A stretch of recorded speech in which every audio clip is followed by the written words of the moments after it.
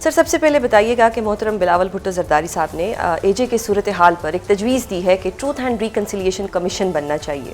Do you think کہ اس commission سے مسئلہ حل ہو جائے گا؟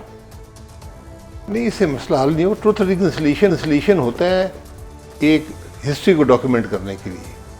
یہاں تو مسئلہ ابھی جاری ہے نا، اس کو حل کریں.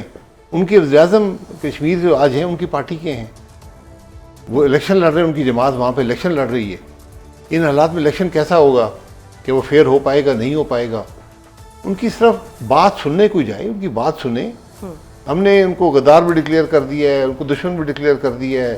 اس طرح بات چلتی نہیں ہے.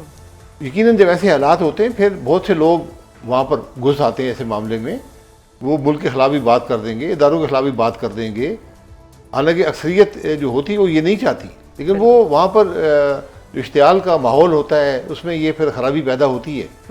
اور جب بھی یہ ایسی باتیں ہوتی ہیں پھر ہمارے دشمن ان کو موقع ملتا ہے. بالکل. تو ہمیں اپنے گھر کو درست کرنا ہے، ان کی بات سنیں. آپ یقین کریں یہ ایک دن میں مسئلہ حل ہو سکتا ہے اگر آپ بات سنسیریٹی سے، اگر آپ حل چاہتے ہیں، ان کی بات سننا چاہتے ہیں، جس میں کوئی بات بھی کسی آئین سے متصادم نہیں ہوگی، پاکستان کی آئیڈیالوجی سے متصادم نہیں ہوگی، پاکستان کے موقف سے متصادم نہیں ہوگی، اس کے اندر رہ کر آپ اس مسئلے کا حل ڈھونڈ سکتے ہیں. اچھا سر، آج انہوں نے اپنا احتجاج بھی مؤخر کیا ہے جو انہوں نے 21 جولائی تک مؤخر کر دیا ہے. اب اس کا مطلب ہے کہ وہ چاہتے ہیں کہ مسئلے کا حل نکلے.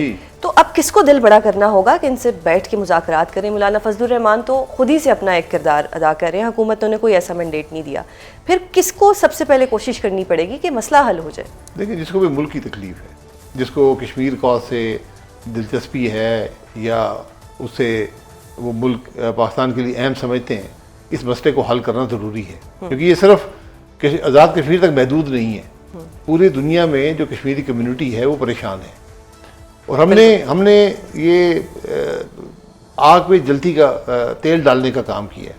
ابھی میں نے آج ہی سنا ہے، جو بڑی حیرت انگیز بات ہے، کہ اب آپ جو کارڈ تھا اوورسیز پاکستانیز کا جس میں ٹریول کرتے تھے اس کو سسپینڈ کر دیا گیا. یہ کون سی سوچ ہے؟ وہ تو سب سے بڑی سہولت ان لوگوں کو جو آج ہمارا ملک چلا رہے ہیں.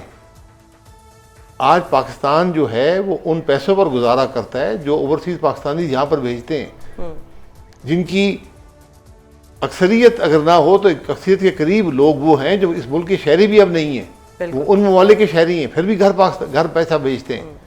ان کا نئی کاپ ایک سب سے بڑی سہولت تھی، اسی کو ختم آپ نے سسپینڈ، یعنی کہ آئے دن جو مشکلات ہیں وہ بڑھائی جا رہی ہیں، اضافہ کیا جا رہا ہے. اچھا عباسی صاحب، یہ ٹروتھ اینڈ ریکنسیلیشن کمیشن کا ماضی میں آپ نے بھی مشورہ دیا تھا جس پہ عمل درآمد نہیں ہوا.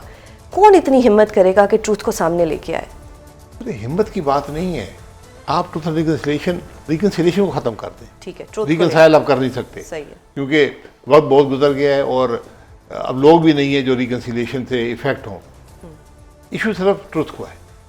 ٹروتھ کیسے آپ اس کو ڈاکیومنٹ کرتے ہیں. ٹھیک ہے، یہ کوئی کسی کے خلاف نہیں ہوتا، کسی کی حد تک کے لیے نہیں ہوتا. آپ صرف یہ چاہتے ہیں کہ ملک میں جو کچھ ہوا ہے اس کو ڈاکیومنٹ ہو جائے. تو آن ریکارڈ رہ جائے گا. جی، اس کا طریقہ نہیں، ریکارڈ بھی لانا ہے نا. مقصد یہ ہے کہ آئندہ جنریشنیں دیکھ سکیں کہ بھئی پاکستان میں ہوتا کیا رہا ہے.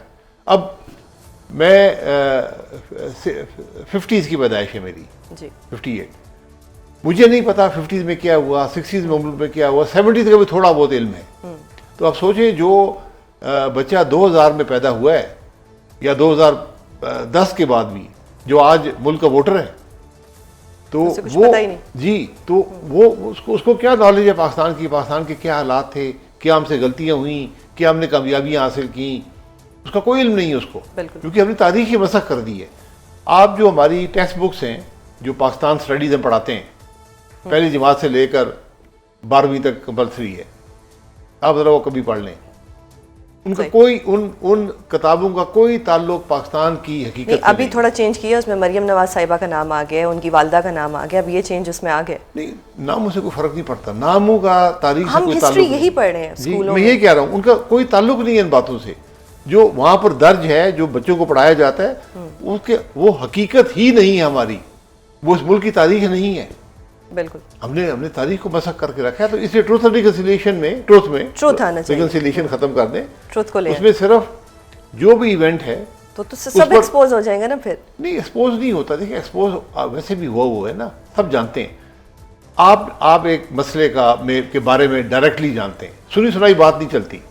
میں اس کا حصہ تھا, میں ایک معاملے کا حصہ تھا, میں جا کے بیان دیتا ہوں یہ میں نے کیا, یہ میں نے سنا, یہ میں نے دیکھا, یہ میں سمجھتا ہوں کہ اس تاریخ کا حصہ ہے, اس معاملے کا حصہ ہے, معاملے کی تاریخ کا حصہ ہے. کوئی اور شخص آئے گا وہ کہے گا میں اس کے بارے میں یہ جانتا ہوں, آپ ان کے نام سے ڈاکومنٹ کر دیں گے کہ یہ سب ہے. اچھا, آپ کہہ رہے ہیں کہ ریکنسیلیشن کو ہٹا دیں. اگر ریکنسیلیشن ہٹ جائے تو پھر تو لڑائیاں ہی ہوتی رہیں گی نا, صلح صفائی تو ہوگی ہی نہیں.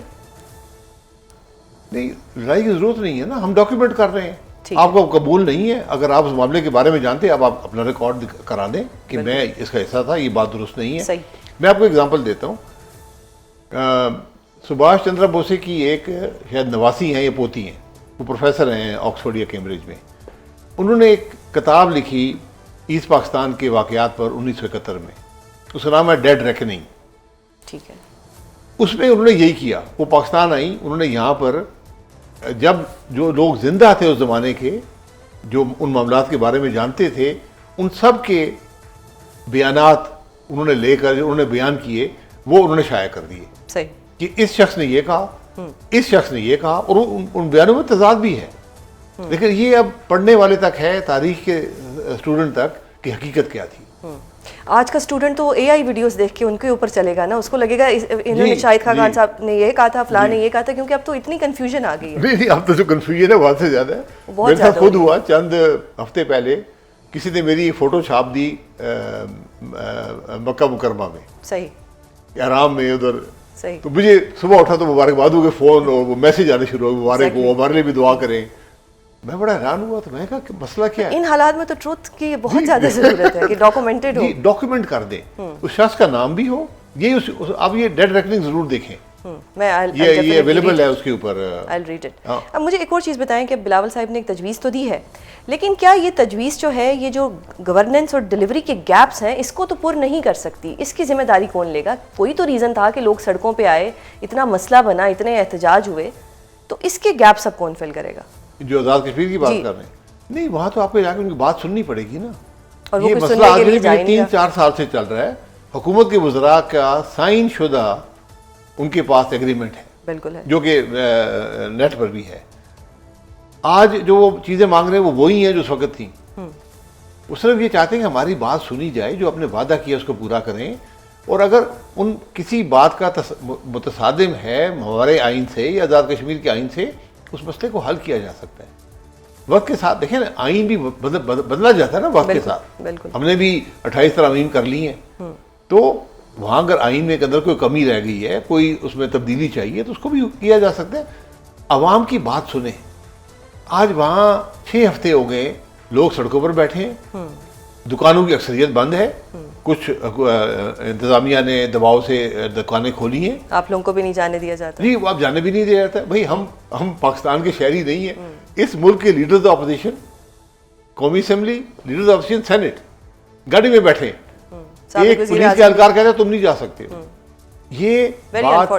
یہ بات سوچی نہیں جا سکتی تھی عام MNA کے لیے. آپ اس کے راستے میں رکاوٹ ڈالیں گے